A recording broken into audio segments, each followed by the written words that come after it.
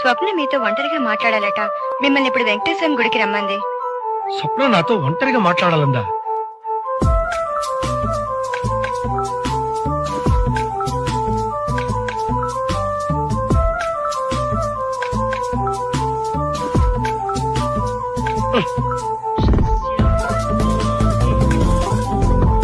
రండి, మీరు రారేమోనని భయపడ్డాను.